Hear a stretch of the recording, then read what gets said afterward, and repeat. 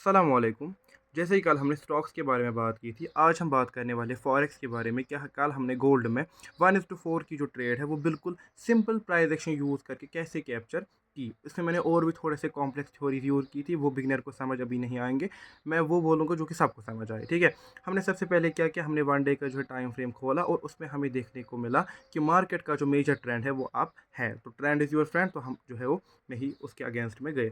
उसके बाद जो आपको यहाँ पर ये वाली कैंडल दिख रही है, ये जो है मैंने परसों कैप्चर की थी, ठीक है? इस दिन मैंने शायद आई थिंक ये फ्राइडे की कैंडल थी, ये मैंने ट्रेड की थी।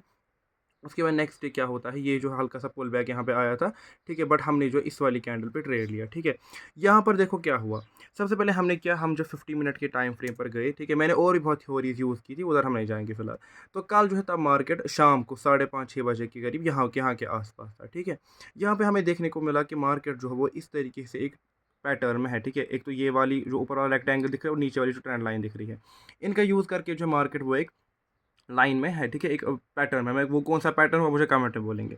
उसके बाद क्या होता है कि जब ये यहाँ से रेजिस्टेंस लेता है तो लॉजिकली इसको यहाँ तक आना चाहिए था, बट ये बीच में से जो है वो वापस टर्न ऊपर की तरह लेता है।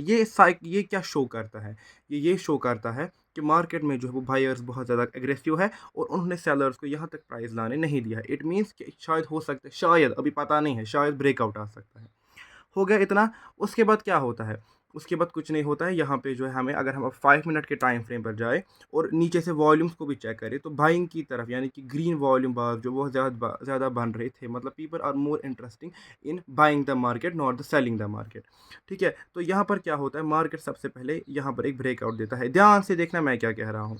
यहाँ पर जैसे ही ब्रेकआउट होता है और यहाँ पे एक हल्का-सा रिट्रेसमेंट आता है, जितने भी नए ट्रेडर्स होते हैं वो यहाँ पर एंट्री बनाएँगे और अपना जो स्टॉप लॉस है वो करीब यहाँ पे रखेंगे, ठीक है? यहाँ पे वो अपना स्टॉप लॉस रखेंगे।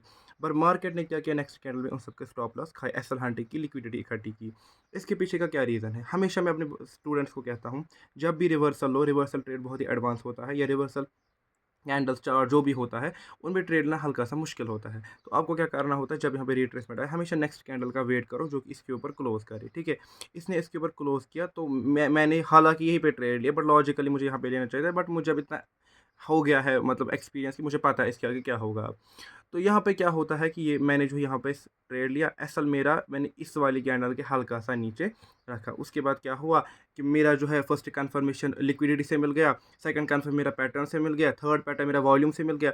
उसके बाद थोड़ा-सा जो है हमारा जो इंडिकेटर्स हमारे यहाँ पे होते हैं, ठीक है? हालाँकि दुनिया में बहुत सारी चीज़ें हैं जो नायाब होती है, बट उनको देखने का नज़रिया होना चाहिए। तो मेरा जो इंडिकेटर्स का नज़रिया है उनको इस्तेमाल करके मेरी जो है दो और 2-3 कन्फर्मेशंस बन गई। उसके बाद जैसे ही इसने यहाँ पे ब्रेकआउट, मतलब यहाँ पे जैसे रिट्रेसमेंट किया और यहाँ पे सबके एसएल खाए, मेरा जो यहाँ पे एंट्री वो बन गई। उसके बाद हमने क्या किया, हमने जो यहाँ पे 1:4 का जो है लगभग 1:4.5 का जो है हम लगभग यहाँ पे जो है वो ट्रेड कैप्चर किया। उसके बाद आप कहेंगे सर, हाँ, आपको कैसे पता था कि एग्ज़ैक्ट यहाँ से जो है रिवर्सल मार्केट आने वाला है? सेम स्ट्रैटेजी जो मैंने कल कही थी कि जब ऐसा मार्केट बने हम 1 मिनट का टाइम फ्रेम खोलेंगे, ठीक है? खोला, उसके बाद क्या होगा, जहाँ-जहाँ पे हमें स्विंग्स देखने को मिलेगी, यहाँ पे जैसे कि हमें स्विंग्स मिली, तो जैसे-जैसे स्विंग्स जो है वो बनती गई, मैं अपना एसएल जो है वो ट्रेल करता गया। बिल्कुल आसान है ये। उसके बाद जहाँ पर भी, जिसको हम एसएमसी में चो कहते हैं, चेंज ऑफ कैरेक्टर, या जिसको नॉर्मल प्राइस एक्शन में सीधे रिवर्सल कहते हैं, तो जैसे ही वो हुआ, मेरा ट्रेलिंग एसएल हिट हो गया और मेरा 1:4 एग्जैक्ट मैं जो हो कि इस पे निकला था। ये जो कैंडल देख रहे हो कि ये एग्जैक्ट में इस कैंडल पे निकला था। मेरा जो यहाँ पर ट्रेलिंग एसएल था, मैं जो हर स्विंग पे ट्रेल एसएल करता जा रहा था, इसने जैसे ही यहाँ मेरा, तो मेरा जो है वो एग्जिट हो गया। इवन तो फिर मैंने ये वाली ट्रेंड लाइन भी बनाई थी और इसके बाद मार्केट जो है वो डाउन भी आया है, बट उसके बाद मैं सो गया। तो ये मैंने आपको दिखाया कि बिल्कुल सिंपल प्राइस एक्शन का यूज़ करके हम कैसे जो है वो फॉरेक्स में अच्छे खासे ट्रेड्स जो है वो कैप्चर कर सकते हैं। ठीक है, यहाँ पर मेरा लॉजिकली यहाँ पर मेरा एक ट्रेड बनता था, ठीक है, यहाँ एग्जैक्टली इस पॉइंट पर, बट मैं फिर निकल गया, ठीक है, सो गया था मैं, ये रात की बात है, 2 बजे की शायद होगी। तो मैं जो फिर निकल गया था, इसलिए ये जो हूँ एजुकेशन पर्पज़ के लिए वीडियो है, इसको सीरियसली नहीं लेने का, लर्निंग पे फोकस करने का, अच्छे से सब कुछ सीखने का। और हाँ, ये भी मैं कह दूँ, जो ये बिगिनर्स होते हैं, जो मेरा ये ट्रेड था ना, इससे मेरा जो रिस्क पर ट्रेड था ना, मतलब जितना मेरा मैक्सिमम लॉस, तो मेरे ओवरऑल कैपिटल का 0.8 या 1% होगा मैक्सिमम, ठीक है, तो मेरा लॉस कंट्रोलर था। अगर मेरी ये ट्रेड नहीं भी चलती कोई बात नहीं, मुझे कोई फ़र्क नहीं पड़ता।